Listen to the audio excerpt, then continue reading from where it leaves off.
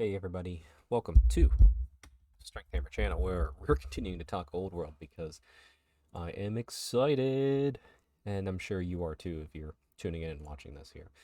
So anyway, and cheers. It's past the work time, so nice little beer time. Hmm. Anyway, sorry. We had a new Old World Almanac drop today, and I want to get this video out to just talk about it. All about the lore, which has me incredibly excited because I'm a narrative player and I like lore, and I'm writing a story for my narrative hero Teyrathi, and obviously where she's at in the mortal realms, and haven't really fleshed her out too much other than like a quick too long didn't read in the last Strength Hammer podcast episode, which go check that out. It's a great one. It's all about Old World again, but that way we can that way I can figure out based upon this setting where to place her story. So let's dive into this article because there's a lot in here and it is fantastic. And this is the first of many. It's going to be a very busy week. I'm not sure if I'll do a video every day on this stuff, but you know what? If the mood strikes, I'm going to go for it. So here we go. Old World Almanac Designer Roundtable. How the new old lore was written. So it's some nice artwork here, some classic artwork. Let's see. Warhammer Old World. Close practice, smell it, blah, blah, blah. Yep, okay, yeah, we got the people in the room that wrote this stuff to tell us what's going on. So, how does the narrative of Warhammer the Old World drive its setting?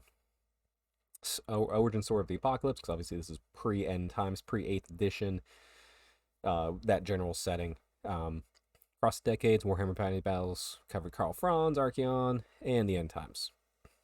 So, yeah, which was a great story. I know end times ended a great setting, but also started a new setting that was fantastic in Warhammer Age of Sigmar. And to be fair, I think that was a fantastic ending and a great send-off. So whatever business stuff aside, I love the end times, and I love how it ended, and I love how it set up Age of Sigmar.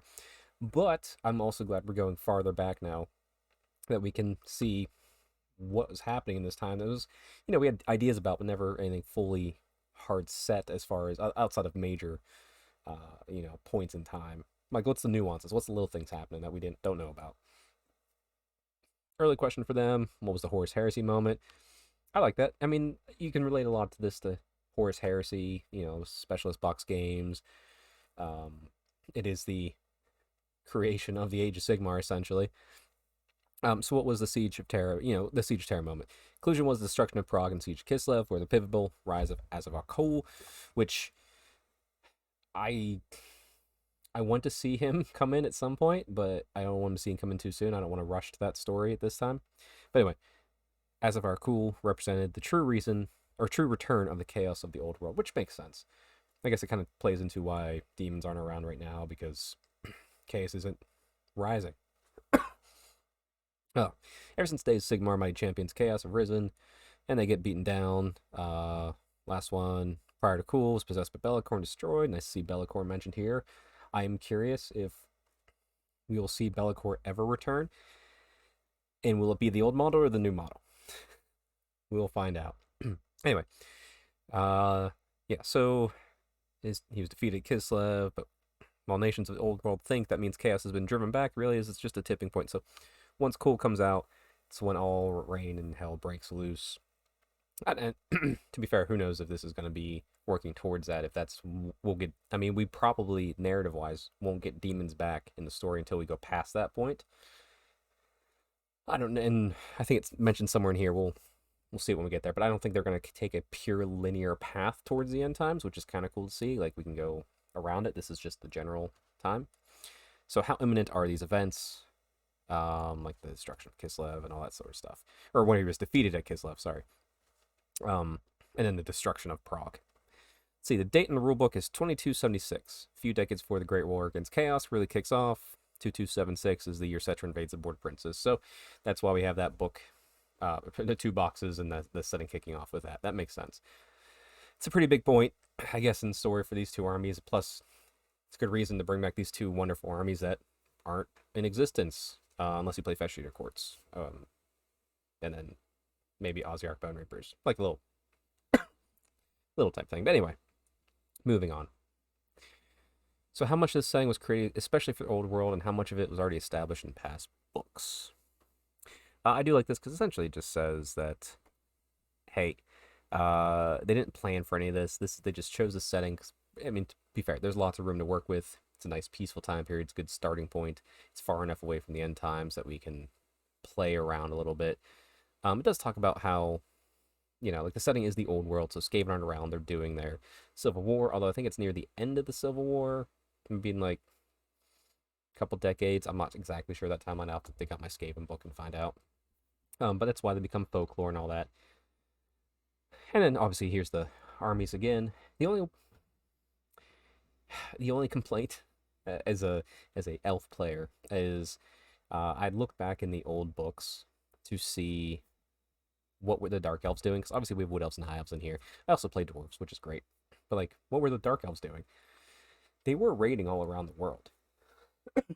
So I mean, they didn't really have any established footholds in the old world, so I could see maybe that's why they were left out. But they were everywhere. The dark elves weren't around, so I was hoping that they would still be on this list, but also there'd be a lot of factions of elves, and I can see people complaining about that too. And there's also the whole thing where, like, this is past the Civil War, but like, do they really, like, how much do these other three races know about the elves and like their little Civil War? They just look at them all like you're all elves and whatever, which could be the case, but I have to do more research into that. Anyway, moving on. Also, vampire counts on Karsteins were defeated as much as you can defeat a vampire, so that's why they're not here right now. So, interesting. As I said, some excellent foundations to build upon the next leg of the journey, which I think, yeah, it's a good time period to build upon. And there's established hard moments, but there's enough wiggle room that they can really tell some new and interesting stories. Yep, so there's still enough space for us to explore. Long-term aims to discover the setting through developing model ranges. Yep, they do that. Creating army books, campaign books. That's big. I love campaign books. And more. I don't know what more is, but I'm excited.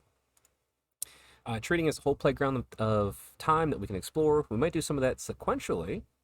Here's part of Black Mountain, or they might hop around a bit. So this is where it's, even though this is where we're set, some people might know this from the old 5th and 6th ed books and stuff. They kind of like were loose on the timeline. Like, you had characters that were coming and going that weren't around and weird stuff like that, I guess, in the set timeline. So, there's a lot of great Time of Legend stuff, like the War of the Beard. I'm an elf player, that's what it's called. And many other probably moments that are before or maybe like closer towards the end times that we want to explore again in these books with these new rule sets. So I like this. They're confirming campaign books, and they're also saying that we will dance around, we will play, we got room to work, which is good. It means they have a really high level of control of this setting, and it's kind of like, in a way, it's a confirmation of we're getting a lot of support for this army, this game system, which is great. So at least the level 4 is heresy, if not more, because hey, if this takes off and they start seeing a huge influx of profit from this, we might get more support. You never know, but also do everything within your means, because we've seen that whole release, and it's not a cheap game, not a cheap hobby, but hopefully they'll sell enough books to seem profitable, and the models will just tip it over that they'll want to throw more at us, which will probably gobble up. All right, this was a question I had. Will any characters be returning, or is this a chance for new heroes and villains to be written? Great question. Glad they're answering it. So there are a number of familiar characters around this era, but some of them may not be seen because they're not relevant to the story we're telling, which is, I'm thinking from a high elf perspective. I don't know why, obviously my characters, Tyrion, Teclis, Ilariel, they're different in the setting. They're not in their, I don't think they're in their full form yet. Actually, I will be doing a video at some point in the future, specifically talking about probably high elf, dark elf, and wood elf lore in this setting. So like, let's take a look at the characters. So obviously, like, wood elves, Orion's around, Ariel's around. I don't think Ilariel is the Everqueen yet. It's her mother, and her name escapes me. I'm not sure. I wonder if the Battle of Finnival Plains has happened yet. Obviously, there's there's the schism, but like I'll be doing a whole narrative thing just about the elves in this setting to kind of dive in deep them because I'm an elf fan. Maybe even do one for dwarves too because I also like dwarves. But anyway, um, number of familiar characters in the area, but some might not be seen because they're not relevant to the story and primary conflict. So like yeah, we might not see an area, I might not see Teclis Tyrion. But we might have new high elf characters, which is cool, or characters that existed that we just didn't have models for, and we will. I was focused on what's relevant. Cetra the Imperishable is back. Bretonnian Green Knight is back. That's great because those are two awesome things in the army. I won't lie. And I said in the last video, I wish Cetra got a new model. Maybe he will one day. He's just so cool. He's so cool. But anyway, I'm happy he's back, and I look forward to seeing him across the table and fielding him because I have mine. It's right over there. All right, two examples characters with the Green Knight and Cetra. They've been around for hundreds or thousands of years, so they'll be here too. When we get to future books, you'll start to see other characters you recognize returning, but at a younger age. Like I said, what's Teclis up to? What's Tyrion up to? What's Illyrio up to in this time setting? Like, what are they prominent? Are they not prominent? You know, Phoenix King, like all that sort of stuff. Anyway, moving on. There'll definitely be characters people recognize, especially those that are long-lived. Elves, dwarves, dead things. Great chance to introduce new and timeline-appropriate characters. As example, all the Empire, yeah. You're gonna have new Empire characters, which is fine.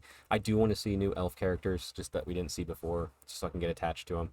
And this is the reason why I haven't rebased anything yet, because I don't know everything that's coming back, and I'm not going to rebase my fine cast Illyrio. I'll just have to rebase her back to the old base size so I can play an 8th edition again whenever I want, or end time stuff. But the characters in the era will be full of deeds and failures, have knock-on effect leading to the end times, as well as the ancestors of relatives or predecessors characters now. So that's cool. We'll explore family lines, predecessors. Yeah, great. I love it. I'm not needing, while I want to see some cool characters back from my high elf range, I'm not needing it. And I'm happy to explore new ones. Empire background especially, there's lots of familiar names dropped. There are a lot of other things, plenty of Easter eggs for veteran Warhammer fans. I look forward to finding those eggs, and maybe I'll do a video on that as well. I read the rulebooks and novels going back to 20, 30 years. Yes, I have. At least as long as I've been in the hobby. And then I've also read back farther, but anyway. We'll see bits here and there, as well as ideas first seen in various editions of Warhammer Fantasy Roleplay. That's exciting. I didn't really do fantasy roleplay. Maybe I'll pick up the book from Cubicle 7, so they have the new version. Anyway, these books are a major reason why the world is now so fleshed out. Very true. And worked on for many people inside the studio. So that's great. I do also, like, I look forward to seeing the Easter eggs going back. Like, we already have the one with the new Bretonnian Enchantress model, where if you look at her staff, it's very clearly wood elven looking, as opposed to anything else, which is a nod to the fact that technically Aisha was the Lady of the Lake and all that sort of stuff that we know in hindsight. So I'm looking forward to seeing Easter eggs going backwards. Because obviously with Age of Sigmar, and I'll say this to death, yes, you can enjoy Age of Sigmar without knowing this past and this history, but if you know the lore of the fantasy setting and you're in Age of Sigmar, you can see all the cool things that they're pulling an Easter egg and dropping hints that, you know, it just makes that setting so much more in-depth and elaborate because it puts this 30 years behind it. So also, yeah, if you're out there and you think Sigmar doesn't have a good fleshed out strong lore, yes it does, because it pulls from this. Anyway, that's more for the Sigmar people who maybe this stuff isn't aimed at and they won't go back and read it. Moving on, I digress. Anything drastically different between the world and this era. Technology won't be hugely different. You still get cannons and mortars. Some stuff might be more experimental because maybe the humans just got black powder much more recently and they're making huge cannons. I don't know. Anyway. Another way to look at it is, instead of what won't exist, is look at what technologies might exist during this time they've been forgotten or cast aside. I love that. What were people trying? And they talk here in depth. You should definitely go read this. I might not go through this in full, so keep this video shorter. But we won't have Luminarchs, we won't have Celestial Hurricanes because we don't have the Colleges of Magic. But there's a lot more steam tanks than we realized. It's a little bit of a retcon, but whatever. Because during the end times, it's like there was only 12 steam tanks made by Leonardo. I'm not gonna I'm this last name that I can't pronounce. But actually, they made more, and they just forgot about it, and became myth and legend. 'Cause there's only so much that survived, and they forgot how to take care of it. So that's kind of cool, and I don't mind retcons like that. That's fun. So not revered relics to be studied. They're shiny products. Maybe they'll be cheaper, and you can have more than one in an army, depending on the rules. We'll see. Let's see. Less superstition in the end times, so people. Yeah, that makes sense. There's not people, lunatics ranting and raving in the streets of Altdorf going, the end times is here. I'm sure there's a few of that, but far fewer flagrants, as they say there. So, Tomb Kings are listed as evil. Why? I thought they were always neutral. They're undead skeletons. That's evil, alright? Just two reasons. One, they kind of talk through it. Citra wants to conquer all lands. If it's not his, he wants it. Sure, that's fine. That's a good way to do it. Also, this is where I will pull in. Take a rules design perspective. It's easier to have them just be evil and just have two sides. Three sides is hard. Three sides can be exciting, but there's only a handful of armies in the current setting. Granted, we're getting rules for every army, which is great to see. And also the other, I guess, little PSA. I keep hearing people, different podcasts and things, say like, oh, the Legends armies. They're not legends. Legends is a word that Warhammer uses whenever something's not used in the current game. That's just what it is. It means here's some basic rules for it. We're not updating it. It's an old model. If you want to do it, fine. It's not supported. Move on. These are legacy armies, which means they're just older armies that are going to get rules and may eventually one day be upgraded, but not legends. They're supported more than a legend army. So legacy is not legend. Please, every YouTube video I've ever watched, please go back and correct that, because it's like, guys, things get in there misconstrued, and all of a sudden people are just like, oh, my arm's not getting supported. Like, no, I have a feeling we're going to see a lot more of the armies that aren't in this core timeline, like Dark Elves and Skaven and Lizardmen, than much else.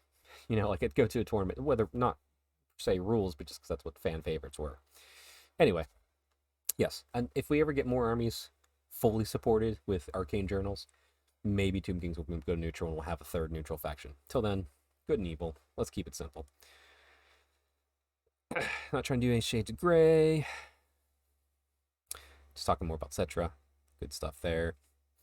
Kingdom of Bretonnium seems much as it is, so major changes. So this is a whole lot to talk about. Hey, why is there not just chivalrous knights and an array of colors and all that?